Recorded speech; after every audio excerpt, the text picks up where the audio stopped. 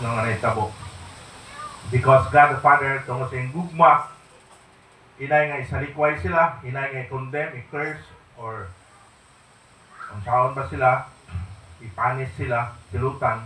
Ang gihimo sa langit ng Amahan, gitabunan sila sa ilang sala. Pinaagi sa not only the fig tree. Kaya kang fig tree, medyo makita pa dyan ang ilang sala. They were covered by the skin of the lamb. No? Ay, dito na raw unang nahitabo tong grace, the offering. No? Na ipatayo hayop na mao'y gi-cover sa ilang lawas. So, dito nahitabo ang first offering and grace, no? Nahitabo. Ngadto kang Adam and Eve, no? So, ingon ni pastor nga hindi kamatay po nato, makita nato dito sa langit si Adam and Eve. So, money will not save us. Status will not save us. Only God can save the soul. Amen? Money, status, positions, earthly things, and earthly wealth cannot save us, cannot save our soul. Only God can save the soul. Amen ba? So, si Pastora Mary Rose napaidunga. Napaidunga gamay kay actually, nagsabot may kami doon na mag-message, nataas-taasan na ako. Pasensya na gamay, medyo nataasan ako. 11 pa man noon po.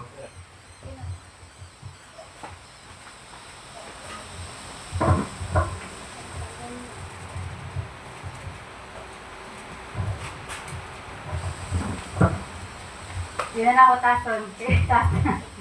Dugang ako gamay sa ano. So, nindot ni siyang Bible school no na karon ginahimo kay nga naman. Kay kung Sunday manggod lang, para sa ani karon maminaw lang mo. Tapos pagkaman, para ano ba, brag Labay lang. oh, pasbay lang, labay lang. Tapos gamay ra pud ang time.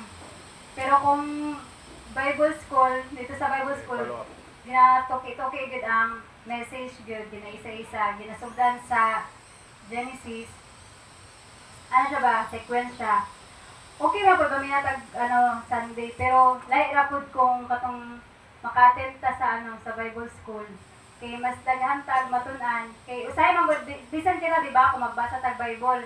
Sa isa ka basa nimo, barag mo na ang nakita nimo. Pero sa next na basa nimo, barag naay something new. So niya na ang pulong sa Ginoo. They are new. Dito katong faithfulness ni Lord, di ba? They are new every morning. So, niana po siya. Isa po sa gina-emphasize dito sa Bible school, ang Bible. Kay, di ba kita, di ba, masunod ta diri, wala idala Bible. Pero dito, gina-emphasize na balik ka sa culture sa Bible.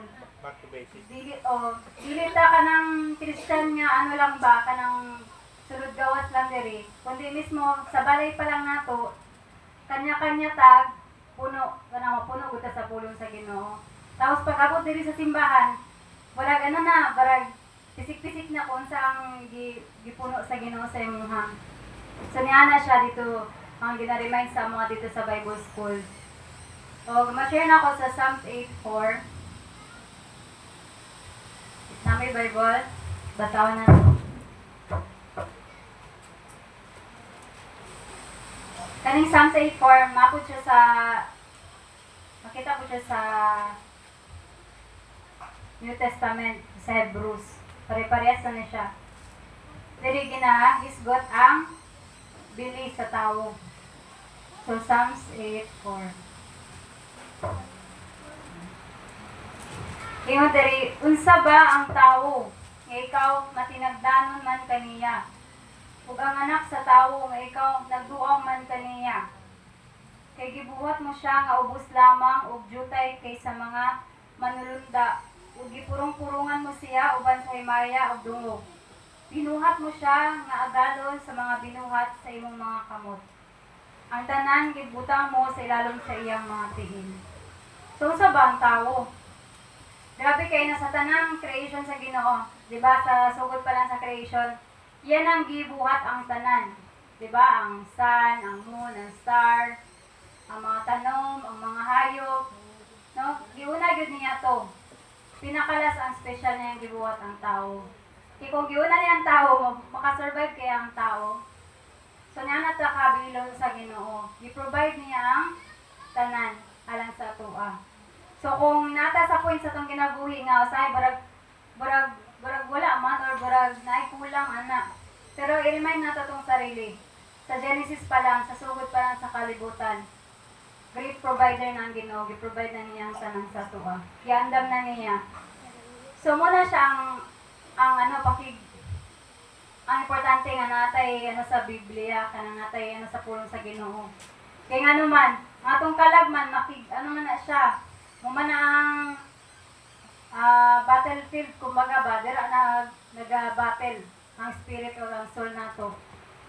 Kay sa dihang natay gidawat nato si Kristo, kanina ni Papa ganina natay spirit, natay soul, natay body. No? Kung spirito nato, namatay to siya, muna siya to ang connection sa Ginoo ang spirito. Namatay siya atong nakasala, nag-disobey si Adan o Eva. Gineglect nila ang pulong sa Ginoo. So sa Genesis pa lang, dira na day makita na nato unsa ka importante ang pulong sa Ginoo.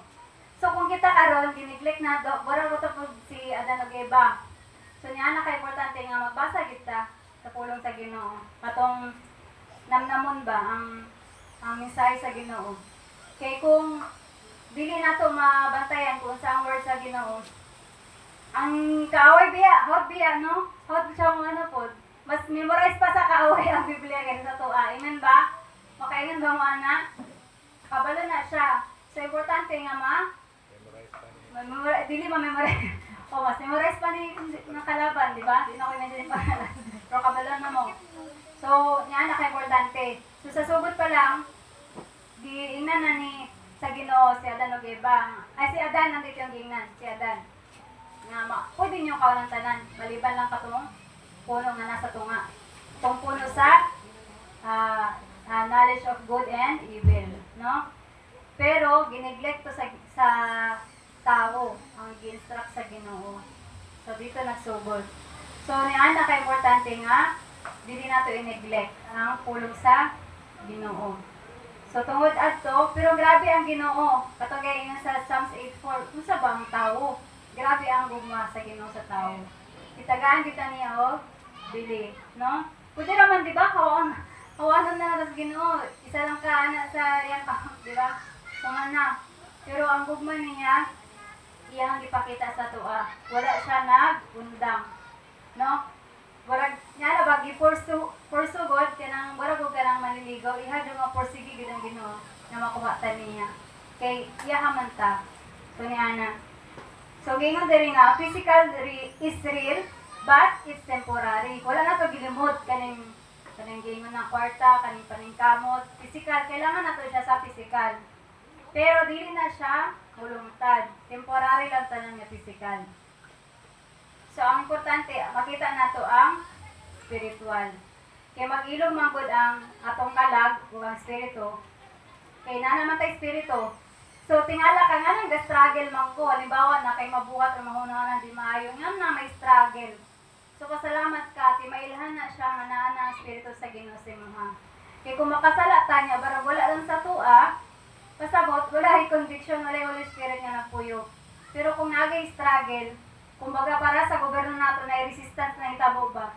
So, nagid dara ang balang espiritu nga nagagiya sa tua.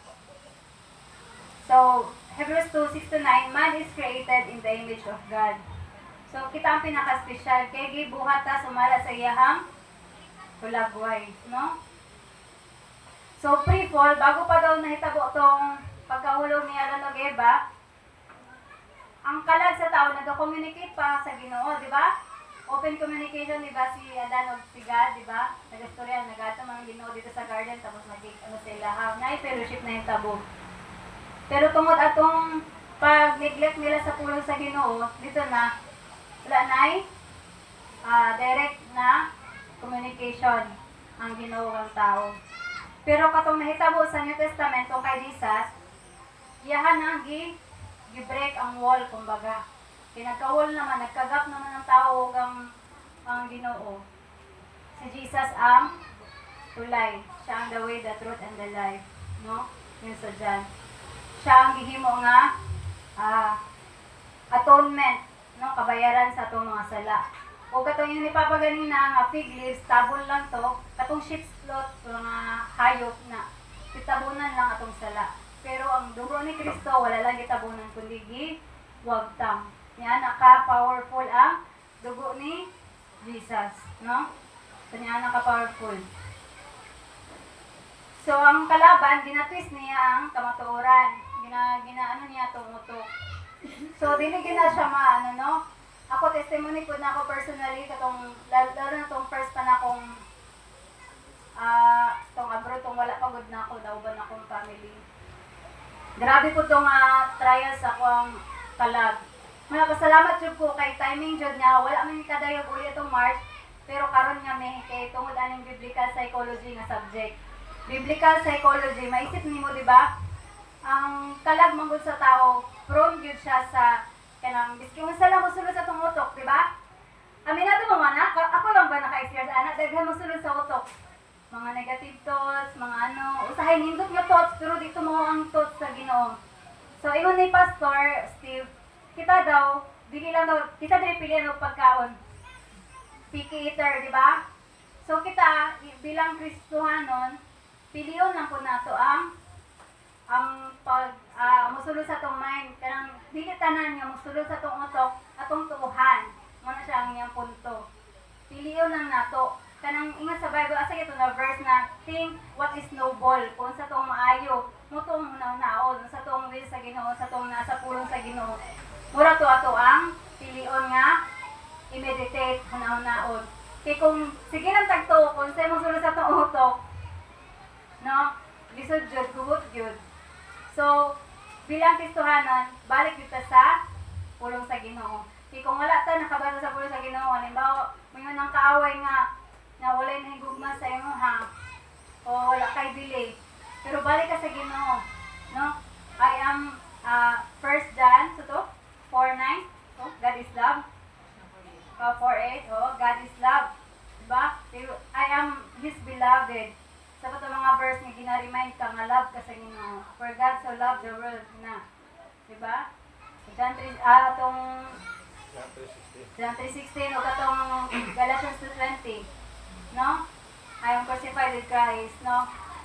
Diba na dito, I no longer live but Christ lives in me. And the life I live in the flesh, I live by faith in the Son of God who loved me. Ito, and gave Himself for me. So, kana pa lang, ma-remind na ta, nga, gigugma ta sa Ginoo. So, dili ta basta makatuo sa, ginasulti sa kaaway. So, balikan na to experience na ako, no? Daghan yung struggle na naitabo sa ako dito. Kasi, gina-question ka nga, ay, Christian ka nga, anong, nga nang makafeel man ka, kanang kamingaw, ma-stress, dili ta excuse, ana. Kaya nata diri sa tong physical, tong nga ni Pastor Steve, nata sa tong physical realm. Mapektuhan dito sa height kung sa itong makita kay naman ta attach pa man itong physical diri sa kalibutan. Pero, ang nakaayo lang yun, ang grasya sa Ginoo. Kaya nga naman, ang Espiritu, iyang hinahinayon. Kaya diba, nabago naman itong Espiritu. Nga na yung Holy Spirit, yung nagpuyo sa itong Spirit. So, natay fellowship sa Ginoo. Wala siyang kalainan kung natay Kristo, natay Espiritu. Kaya muna siya mahinay-hinay o bago sa ito ang kalag. Daway ta magunahuna, daway ta na sa emotion nato makontrol, na pinagi na siya sa Espiritu. Kaya Espiritu manggod ang pagbago sa Espiritu gikan sa sulod kinasudlan hantod sa mugawas na siya. So mga apekto na to ang physical. So kana siya. So ang mental illness daw na giningon diri, not thinking with God. So natay mga mental, mga sakit sa itong panghuna-huna. Kung atong panghuna-huna, gawas siya sa ginauna-una sa Ginoo. So, ang importante dahil sa itong kalag, kaya itong huna-huna, ang thinking nato, muling niya siya sa panghuna-huna sa Ginoo. Kay kung sa self-conscious daw ta, focus daw ta sa tong kaugalingon, kasi may tabo ko, sige ta focus. Di ba, ma-worry gud da? Yung ganyan nila kung mag-think daw ka sa anong palibot, ma-stress ka, pusin mo sarili, ma-depress daw ka. Pero, kung sa Ginoo ka magtanaw, na ay rest, kapahulayan. So, dili dahil siya importante nga focus na ka sa imong sarili lang.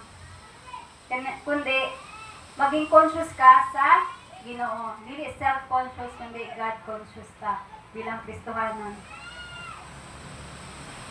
So, kung natay mga ginaagian, be honest lang daw ta sa Ginoo.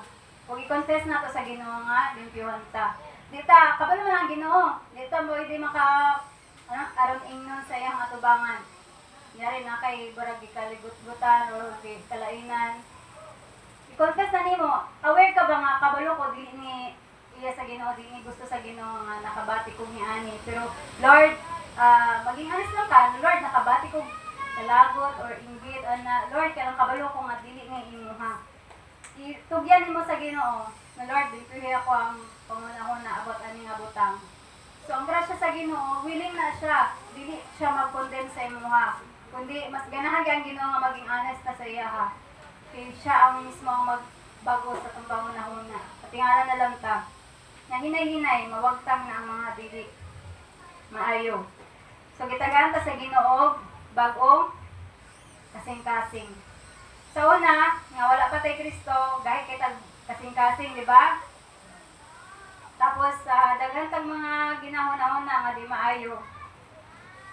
Pero kung gitagaan na tag bagong kasing-kasing sa Ginoo, so pangunahon na, may lista na o pagsalig, pagtuo sa iya ha. So, imbis na mag-worry ta, mag-worship ta sa iya ha. Ato siyang good. Diba, kung abot ng ginang worry, di na maiwasan. Tanan kita, di ba? Kung ginaremind sa Ginoo, don't worry about anything, but instead, pray about everything. Imbis na sige tag kabala ka daw, yan po daw nato, magpasalamat sa Ginoo. Sa 1 Thessalonians na yata na siya.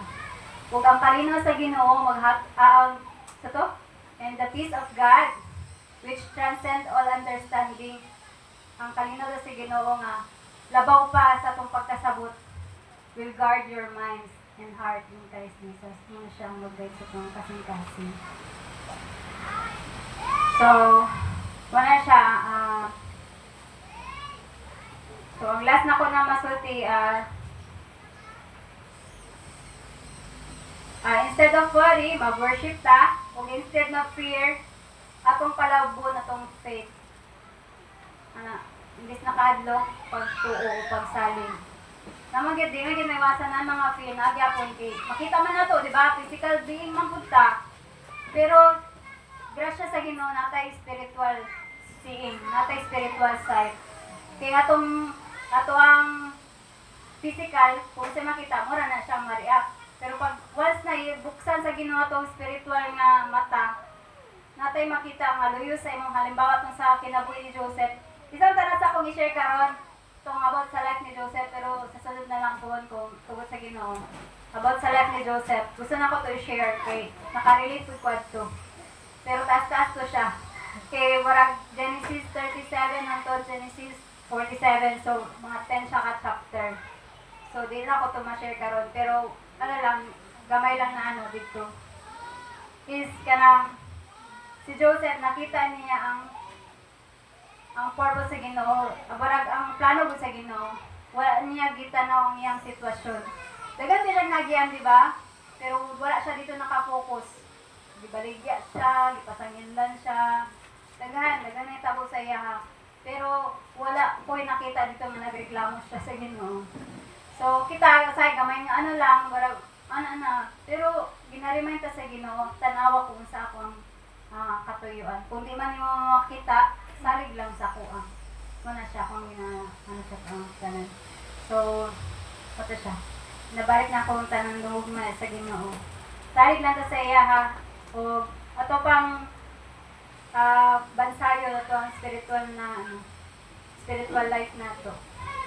Tabang ta sa Ginoo. Di man ito kaya, pero ang grasya lang din sa Ginoo. Basta willing lang ta. Nakapatudlo. Sumunod siya. Lai, so this says, or Ace of Sequoia. Si Jericho. Pero misking gamay lang na inyong maano lang about sa ano. Kabalo ko, mas daghan ni sila nga ano kay buntag hantod gabi na sila gajoin din na sila. Ay, share lang ako ang experience mo dito sa Bible study na mo. Ayan. Ang indot kayo dito no ay dili lang kami magtuon pati yung pastor ay even ang pastor dagan sa pangutana dili lang kami. So, mawala to naman ay nakatawa i-share nga verse pero nakalimot mo po. Katong related yan sa about topic ni pastor yung about riches ba to? Na nga mas important ay bisag gamay lang imo basta na kay fear sa Ginoo or kaysa naman sa nga go dato ka ana rich ka tapos wala kay fear sa Ginoo nga kalimot mo ito nga verse o mo na to tama Ako kay share lang ako ang mga experience pod kanang lingaw o daghan kag matunan dito sa akong Bible school kay kanang madala jud ka sa ginaingon nila pastor some stories ma-relate ka tas kanang kuan marag imbis ma-focus ka sa phone ma-focus jud ka sa imong Bible kay kuan pansin pa na ako ng sarili karon kanang marag naboringan ako mag-cellphone marag mas mangita pa ko kanang katong program sa Bible school tas mo to nindot siya kay makatuon ta physically o spiritually kay God. Unta ini.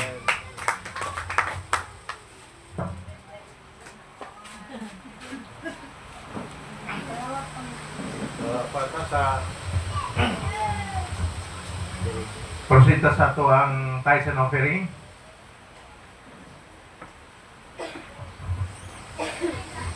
Sir Bibi, kita magkanta.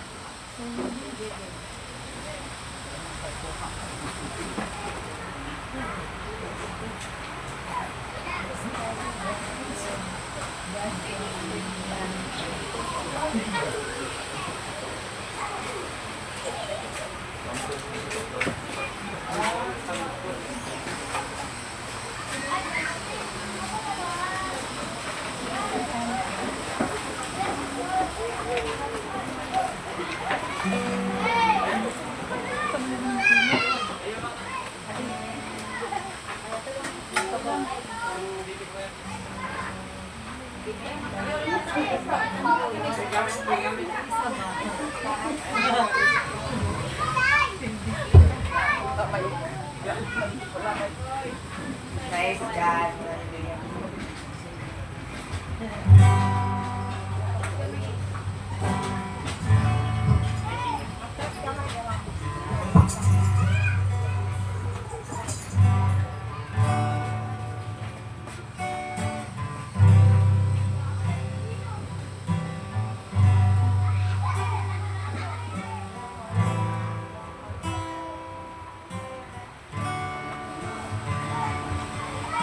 Sa mapag-alaw.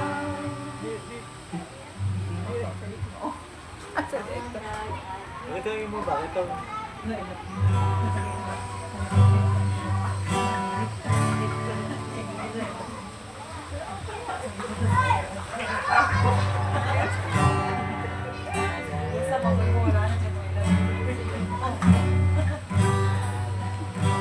I love you, Lord.